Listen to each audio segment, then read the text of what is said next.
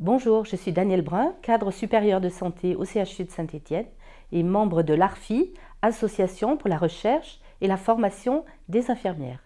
Bonjour, Corinne Rubière, cadre supérieur de santé au centre hospitalier Georges Claudinon et membre de l'ARFI. Odile Coquillard, cadre de santé dans une maison de retraite à la ville de Saint-Étienne et membre de l'ARFI. Donc je vais vous parler dans un premier temps de notre association, l'ARFI. L'ARFI a pour objectif de promouvoir la recherche et la formation des infirmières. C'est une association qui a été créée à l'initiative de cadres de santé du CHU il y a une trentaine d'années pour promouvoir, susciter la réflexion professionnelle, encourager les travaux de recherche, organiser des temps d'échange et de rencontres entre professionnels pour approfondir les connaissances et débattre autour des grands thèmes de santé présentés par les équipes soignantes. Au cours de ces échanges, la question de l'impact de la religion dans les organisations de soins est une thématique qui nous a interpellés et qui nous a permis de rencontrer les membres de l'ISERL et de participer dans un premier temps à une soirée à thème pour les équipes de cadres, puis à participer également aux assises des religions et de la laïcité qui ont été organisées à Saint-Étienne récemment.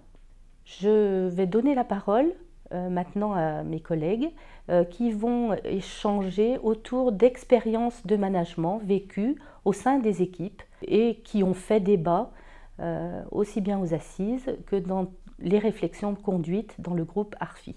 Cadre supérieur de santé, effectivement, il y a quelques mois au CHU de Saint-Étienne, j'avais donc en responsabilité la gestion des équipes de nuit du centre hospitalier de Saint-Étienne.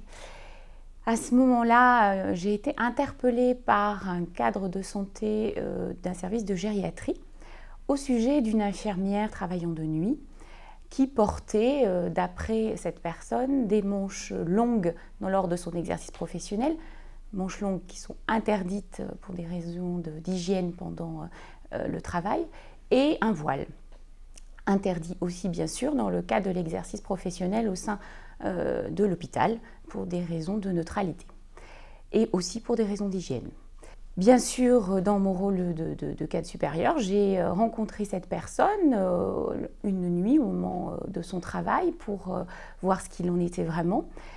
Cette personne, à ce moment-là, je l'ai vue, elle portait effectivement des manches longues, mais elle ne portait pas de voile, mais une coiffe. J'ai donc pris un temps d'échange avec elle pour lui rappeler les règles, bien sûr professionnelles, c'est-à-dire l'interdiction de porter ses manches longues dans le cadre de l'exercice pour des notions d'hygiène. Et puis elle m'a j'ai évoqué effectivement le port de cette coiffe, en lui demandant simplement pour quelle raison elle portait cette coiffe. Elle m'a rétorqué que c'était pour éviter de perdre ses cheveux, qu'elle avait un souci avec ses cheveux. J'en suis restée là, j'ai renvoyé en tout cas ces éléments au cadre de santé du service de gériatrie pour qu'il ait ces informations-là en disant que voilà, les choses étaient rentrées dans l'ordre et que cette personne ne portait pas de voile en tout cas. Quelques semaines plus tard, j'ai eu un autre message d'autres cadres de santé, toujours au sujet de cette infirmière, en me faisant remarquer qu'à nouveau, elle portait un voile, des manches longues, et puis surtout qu'elle arrivait au travail en niqab, et que ça semblait beaucoup choquer les équipes de jour et de nuit. Que c'était quelqu'un qui avait dû se radicaliser, que pouvait-on faire dans cette situation, c'était pas acceptable. C'était un discours en tout cas très animé, de passion, qui me semblait être beaucoup aussi dans le jugement, qui était un discours aussi bien sûr porté plutôt par les équipes de jour, qui semblait être beaucoup en colère ou en tout cas qui se questionnait autour aussi de cette situation. Donc j'ai essayé de prendre un peu de la distance pour me repositionnant dans mon rôle de cadre, en me disant voilà, qu'est-ce qui est autorisé, qu'est-ce qui ne l'est pas, qu'est-ce qui se passe vraiment pour cette infirmière. Je suis retournée la voir, j'ai constaté qu'en tout cas elle ne portait toujours pas de voile, qu'elle avait respecté les règles en portant les manches courtes. Voilà, j'ai renvoyé en tout cas au cadre de santé qui m'avait interpellée un message en disant que voilà, cette personne respectait les règles qui étaient exigées dans le cadre de son travail, que ce qu'elle faisait en dehors du travail ne nous regardait pas. Et qu'en tout cas, nous, on devait replacer cette situation dans le contexte professionnel et ne pas avoir de jugement par rapport à cette personne. C'est vrai que après les échanges que nous avons eus à la soirée animée par l'ARFI et donc avec les chercheurs de l'ISERL, j'ai été confortée, en tout cas dans cette position-là, en me disant, voilà, il faut effectivement dépassionner le débat, remettre de l'objectivité et en replaçant les règles professionnelles dans ces situations-là et le bon sens aussi, et en essayant de se débarrasser de ces jugements et de ce qui nous anime peut-être dans la société actuellement.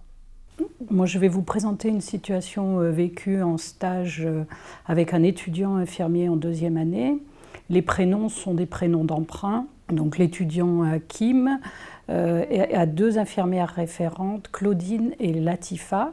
Au bout de quelques jours, Claudine vient me voir et m'interpelle sur le fait que l'étudiant s'absente régulièrement pendant le temps de travail et ces absences sont liées, enfin pour elle, sont liées à des temps de prière. Je reçois Hakim et lui explique que pendant le temps de travail, il n'y a pas de temps de prière. Par ailleurs, je suis interpellée sur des insuffisances techniques, notamment en termes de calcul de dose. Au début de la 3e semaine de stage, Claudine vient me relater les événements qui se sont déroulés la veille. Une jeune fille de 17 ans est accueillie suite à un accident pour laquelle il faut réaliser un plâtre cruropédieux. Claudine demande à Hakim d'aider la jeune fille, vu la douleur, à ôter son pantalon. Hakim tourne le dos et ne peut pas aider la jeune fille à ôter son pantalon. Claudine demande de l'aide, notamment pour le soutien de la jambe, pour réaliser le plâtre en question. Hakim tient la jambe de la jeune fille en tournant le dos à la situation. Donc le soin se déroule. À la fin du soin, Claudine interpelle Hakim en lui disant « Comment veux-tu apprendre le travail si tu ne regardes pas ce que je fais tu ne peux pas apprendre ». Je reçois de nouveau Hakim et lui dit que ce n'est pas possible, qu'il faut revoir son projet professionnel. Il n'y a pas des infirmiers pour hommes et des infirmiers pour femmes, comme il y a des coiffeurs pour hommes et des coiffeurs pour femmes, qu'une infirmière ou un infirmier prend en charge tous les patients, quelle que soit leur nationalité, leur religion, leur âge, leur sexe. La formatrice référente est interpellée et signale qu'il y a déjà eu un problème relevé dans un service de gériatrie où Hakim avait refusé de servir le vin à table.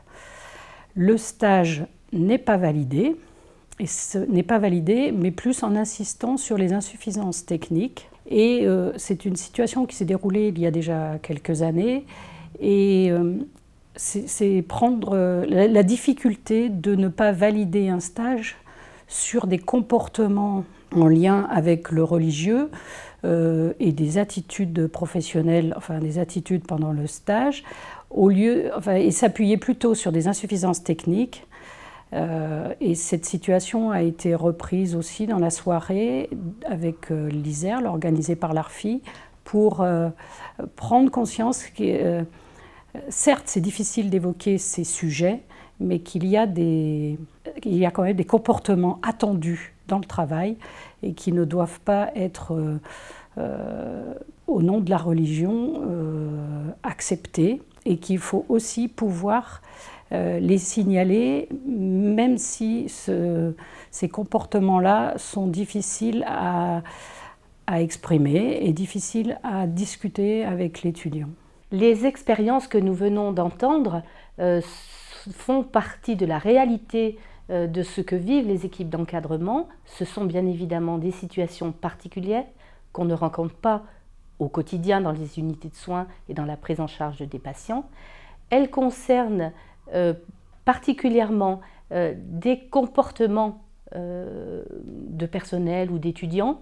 Elles sont rarement en lien avec le soin aux patients. C'est donc bien une préoccupation managériale qui continue à mettre l'encadrement relativement mal à l'aise parce qu'on touche à des questions d'intimité, de choix personnel, de religion, et que le recours au rappel de la loi qui nous contraint, nous, membres du service public, à la neutralité, doit être rappelé dans ces circonstances. Elle l'est, elle n'est pas toujours forcément entendue, mais il y a aussi, et ne l'oublions pas, des expériences très positives qui permettent la cohabitation et l'entraide et la bonne entente dans certaines équipes autour de questions liées à la religion